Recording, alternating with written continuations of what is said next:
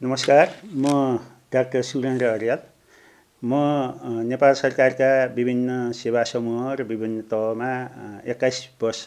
लामो सेवा अवधि पश्चात हालसालै मात्रै म शैक्षिक अवकाश लिएको छु,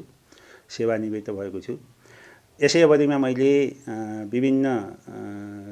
विभिन्न तहका आशिष पब्लिकेसन हाउस बुक हाउसबाट मैले विभिन्न तहका सेवा समूहसँग सम्बन्धित चाहिँ पुस्तकहरू पनि मैले प्रकाशित गरेँ र विभिन्न तहमा लोकसेवा आयोगको तयारी गर्ने साथीहरूलाई, मित्रहरूलाई, प्रतिस्पर्धी भाइ बहिनीहरूलाई चाहिँ नि विभिन्न तहमा चाहिँ मैले शैक्षिक संस्थाहरू मार्फत चाहिँ लोकसेवा आयोगका सहजीकरण कक्षाहरू पनि सहजीकरण गर्दै पनि आएँ र आजसम्म मेरो चाहिँ भाइ बहिनीहरूले, प्रतिस्पर्धी मित्रहरूले जुन ढङ्गले मलाई चाहिँ नि एउटा विश्वास गर्नुभएको छ, सहयोग गर्नुभएको छ र म प्रतिको चाहिँ एउटा सद्भाव छ। अबका आगामी दिनहरू मैले लेखनको माध्यमबाट लोकसेवा आयोगका विभिन्न पाठ्यपुस्तकहरू, पाठ्य सामग्रीहरू प्रकाशन मार्फत, सहजीकरण मार्फत चाहिँ मैले आफ्नो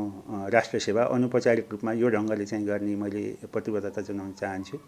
र त्यसकारणले अनुसन्धान, अध्ययन, पोलिसीका कामहरू चाहिँ मेरा आगामी दिनका चाहिँ यात्रा हुनेछन्। यसै सिलसिलामा मलाई विगतमा विभिन्न तहका सेवा समूहका चाहिँ पुस्तकहरू प्रकाशन गर्न आशिष पब्लिकेसन हाउसले जुन ढङ्गले विश्वास गरेर चाहिँ मेरा पुस्तकहरू प्रकाशन गरिदियो, म आशिष पब्लिकेसन प्रति पनि आभार व्यक्त गर्न पनि चाहन्छु र विगत केही समयदेखि आशिष पब्लिकेसन हाउसले यो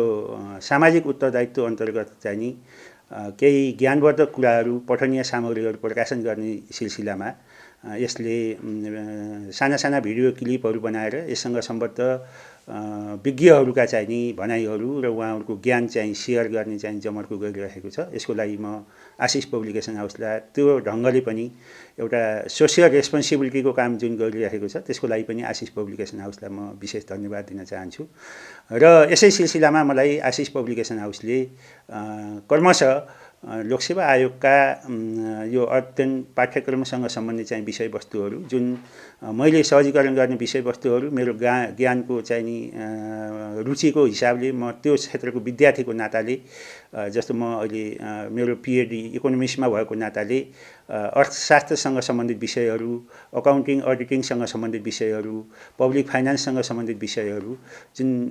कतिपय विद्यार्थी भाइ बहिनीहरूलाई अध्ययनको सिलसिलामा असाध्यै गाह्रो लाग्ने हुन्छ, कतिपय टेक्निकल विषयहरू हुन्छन् र बुझाइमा कन्फ्युजन भएका हुन्छन्। यीसँग सम्बन्धित चाहिँ साना साना चाहिँ भिडियोहरू यही आशिष पब्लिकेसनको सामाजिक उत्तरदायित्व अन्तर्गत हामीले साना साना भिडियोहरू बनाएर चाहिँ नि भाइ बहिनीहरूलाई चाहिँ नि अहिले केही समयको लागि हामी चाहिँ नि पठनीय सामग्रीको रूपमा चाहिँ उपलब्ध गराउने हाम्रो चाहिँ अभियान पनि छ। आज मैले यस आशिष पब्लिकेसन हाउसको सन्दर्भबाट मैले लेखेका केही पुस्तकहरूको बारेमा यहाँहरूलाई यसलाई विज्ञापनको रूपमा चाहिँ यहाँहरूले लिनुहुने छैन र कतिपय मलाई मेरा प्यारा भाइ बहिनीहरूले, सर मेडमहरूले अध्ययन गर्ने सिलसिलामा सरका किताबहरू के छन् हामीलाई थाहा भएन, अध्ययन गर्नु पाएनौँ, यो अलिकति जानकारी गराइदिए हुन्थ्यो भन्ने खालको चाहिँ विभिन्न गुनासो आएको हुँदाखेरि मैले लेखेका पुस्तकहरूको बारेमा सामान्य जानकारी चाहिँ मैले गराउने चाहिँ जमर्को गर्नेछु। यहाँहरूले अन्यथा लिनुहुने छैन भन्ने मलाई लाग्छ र आगामी दिनमा ती पुस्तकमा भएका कतिपय कन्टेन्टका विषयहरूमा चाहिँ हामी क्रमशः भिडियोहरू चाहिँ यसलाई पठनीय सामग्रीको रूपमा यहाँहरूलाई चाहिँ उपलब्ध गराउनेछौँ। मैले आशिष पब्लिकेसन हाउसबाट हालसम्म 1 दर्जन जति पुस्तकहरू मैले प्रकाशन गरेको छु। ती पुस्तकहरू मूलतः लोकसेवा आयोगका शाखा अधिकृत, उपसचिव र सहसचिव तहका पाठ्यक्रममा आधारित चाहिँ पुस्तकहरू चाहिँ मेरो प्रकाशन त्यहाँ भएका छन्। शाखा अधिकृतको लागि मूलतः यो दोस्रो चरणको लागि लेखन जुन सब्जेक्टिभ राइटिङको लागि चाहिँ सेकेन्ड पेपर, थर्ड पेपर र फोर्थ पेपरका लागि जुन लोकसेवा आयोगले पाठ्यक्रम तय गरेको छ त्यसको लागि मैले शासन प्रणाली, समसामयिक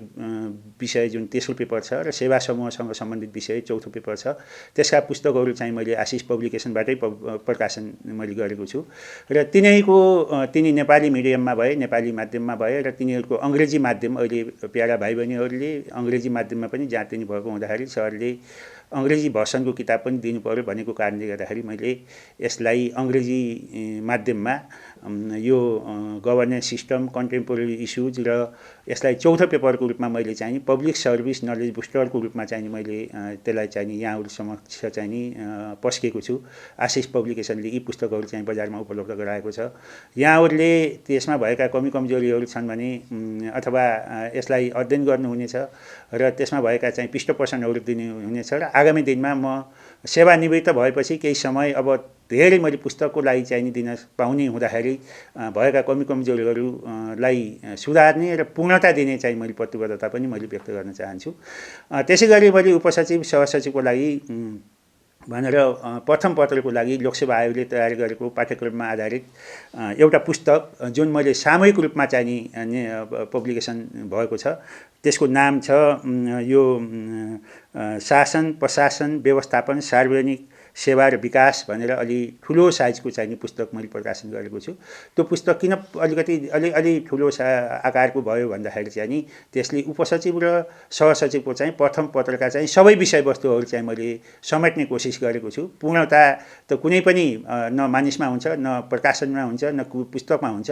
तर पनि मैले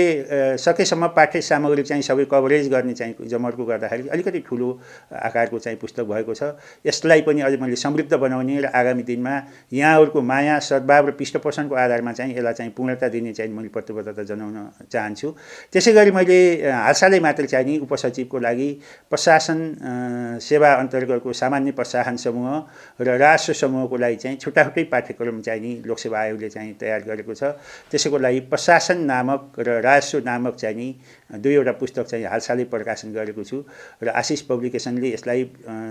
यो देशका विभिन्न बुक स्टोरहरूबाट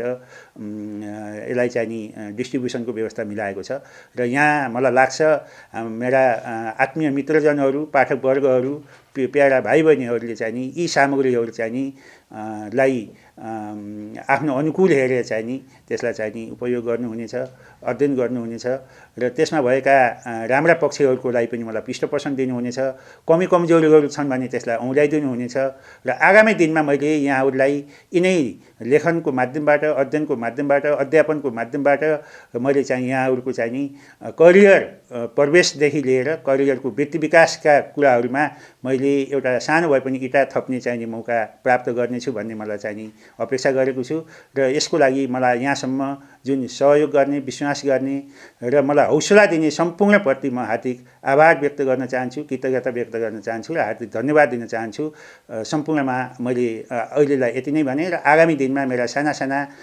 विषय केन्द्रित चाहिने भिडियोहरू पनि चाहिने यहाँहरूले उपलब्ध हुनेछन्। यहाँहरूले चाहिने त्यसबाट केही अध्ययनलाई अलिकति सम्पुष्ट बनाउनको लागि अध्ययनलाई चाहिँ अलि निखार ल्याउनको लागि चाहिँ सहयोगी हुनेछन् भन्ने मैले प्रतिबद्धता र अपेक्षा राख्दै आजलाई यहाँहरूले मेरा कुराहरू सुनिदिनु भयो। हार्दिक आभार व्यक्त गर्छु। हस्, नमस्कार, धन्यवाद।